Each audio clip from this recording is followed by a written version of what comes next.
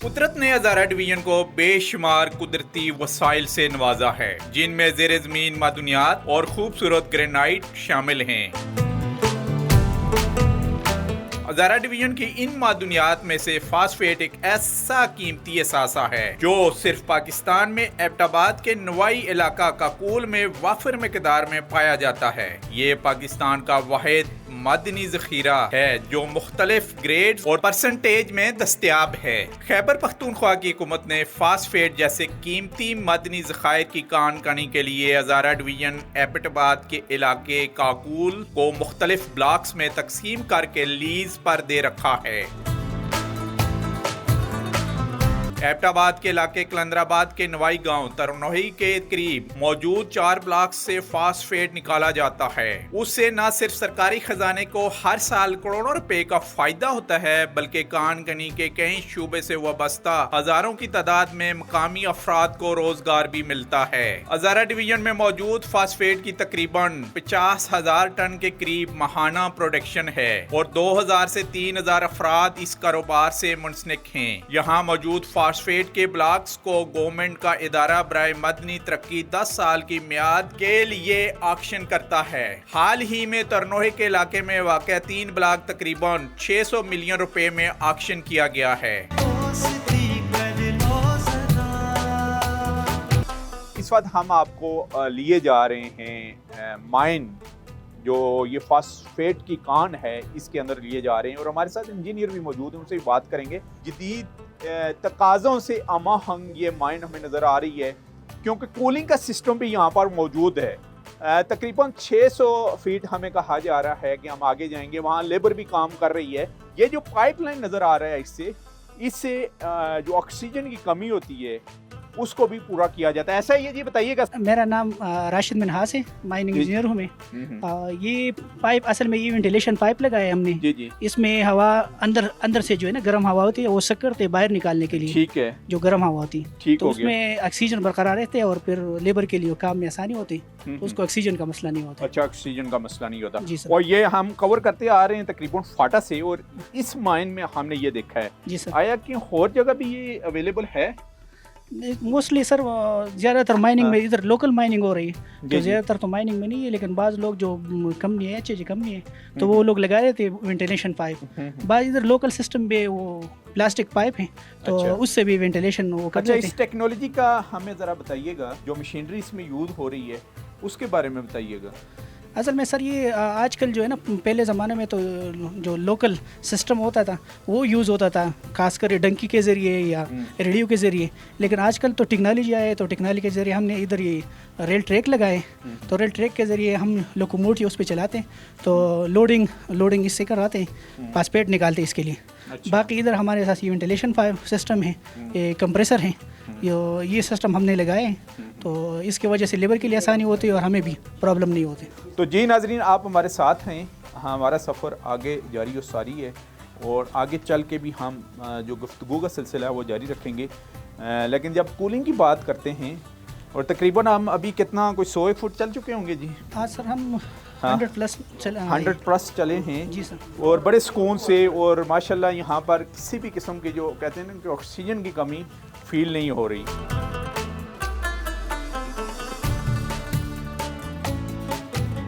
Deputy director Ehsan Javed साहब हमारे साथ हैं, ये टेक्निकल डिपार्टमेंट को देखते हैं हज़ारा डिवीजन में।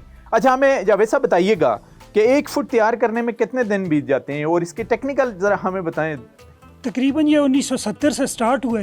अच्छा। और 2000 तक SDA यहाँ पे काम करती थी, उन्होंने तकरीबन 450 फुट तक इसको डेवलप तो किया। आगे आप लोगों के जब से हैंड ओवर हुई है माइन एंड मिनरल डिपार्टमेंट के, कितना आगे ये जाती है? तकरीबन ये 700 फुट तक पहुँचा दिए जी। अच्छा, तो ठीक हो गया। ये ये 2 रास्ते हैं, एक तो आगे जा रहा है, अच्छा खासा जी, पानी जी। है इसमें नजर आ रहा है। ये असल कितने में फुट आ गया वहां तक? ये वो जो नाश्ता ये में कर- तकरीबन 200 फुट अभी आगे है। 200 फीट जी, आ जी, गया। और 200 इस फीट तरफ आगे। ये जो फॉस्फेट होती है, जी जी। इसकी डायरेक्शन है नॉर्थ टू साउथ।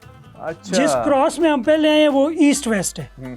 तो जब हम ईस्ट वेस्ट आए हैं, जब हमारे पास बॉडी यहाँ पे क्रॉस हुई है तो उसमें हमने क्रॉस कट डेवलप किया, तो अब ये स्ट्राइक लेंथ में इसको हम काट रहे हैं। तो ये सारा तकरीबन फॉस्फेट का बेड जा रहा है, अच्छा, ये जिसमें सारा माइन phosphate डेवलप्ड का। है। इसके ऊपर भी है, यहाँ से ये जो डेवलप हुई है ये काट ली है, यहाँ से फॉस्फेट एक्सट्रैक्ट होकर चला गया। अच्छा, यहाँ से जी जी। अच्छा, और कोई टेक्निकल मैंने आपको जैसे सवाल किया था कि फॉर एग्जांपल 10 फुट के लिए गहराई में खोदने के लिए, आगे बढ़ने के लिए कितना टाइम दरकार होता है? 10 फुट के लिए जी इसको पर फुट तकरीबन 1 दिन लग जाता है, एक दिन मिनिमम पूरा? 1 दिन 1 फुट पे लगता है, यानी चूंकि 12 आवर के 8 आवर की बात कर रहे हैं? 24 आवर्स की 24 आवर्स 24 आवर्स की, चूंकि इसकी डायमेंशन ज़्यादा है तो हार्ड रॉक है ये, इसको कट करने में थोड़ा टाइम लगता है इसलिए। और इसकी क्या सपोर्ट में क्या देख रहे हैं कि कितनी ये सेफ है? ये असल में पेरेंट रॉक इसकी बहुत स्टेबल है, ये हार्ड रॉक होती है, तो एज सच इसको सपोर्ट की ज़रूरत नहीं है क्योंकि ये इंटैक्ट है। अच्छा, हमें ये बताइए कि कितने % यहाँ से पेयर जो फास्फेट है वो प्रोड्यूस्ड हो रही है इस वक्त? ये असल में रेंज होती है, चूंकि ये मिक्स मटेरियल होता है, कोई ऐसा नहीं वेनल डिपॉजिट है, वेन्स में होता है, तो ये परसेंटेज इसकी एवरेज जो है वो 25 से 28% तक है। मतलब 2 मॉलिक्यूल्स फास्फोरस के मिल के और 5 ऑक्सीजन के मॉलिक्यूल्स मिल के जो है ना 1 वो बनाते हैं P2O5। P2O5 जी जी। अच्छा, यहाँ से फिर किस तरीके से इसको ट्रांसपोर्ट किया जाता है नीचे ये अतार ट्रांसपोर्ट इंडस्ट्री आपको तक? ये नजर आ रहा होगा, यहाँ से माइन से तो माइन कार्ट से ये ट्रांसपोर्ट करते हैं, ये रेलवे ट्रैक सिस्टम है, माइन कार्ट फेस से चलती है और बाहर माइन माउथ तक जाती है।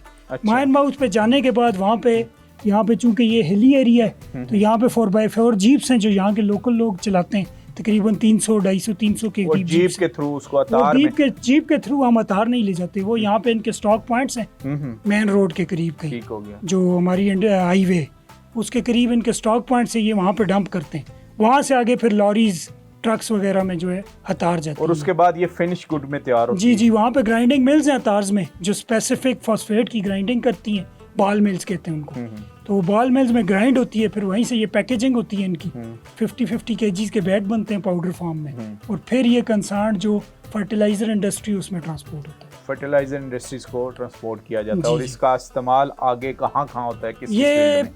खाद में ज़्यादा यूज़ होता है, पहले कुछ केमिकल इंडस्ट्रीज में यूज़ होता था। सबसे बड़ी ब्रेकिंग न्यूज़ ये थी कि पूरे पाकिस्तान में जो फास्फेट सप्लाई हो रहा है वो सिर्फ और सिर्फ एबटाबाद से निकाला जा रहा है। यानी एबटाबाद के पहाड़ों में वो कीमती ख़जाना फास्फेट की शक्ल में मौजूद है, जिससे ना सिर्फ लोकल लोगों का ज़रिया माहाइश वाबस्ता है, बल्कि डायरेक्टली और इनडायरेक्टली हज़ारों लोग इस बिज़नेस से वाबस्ता हैं।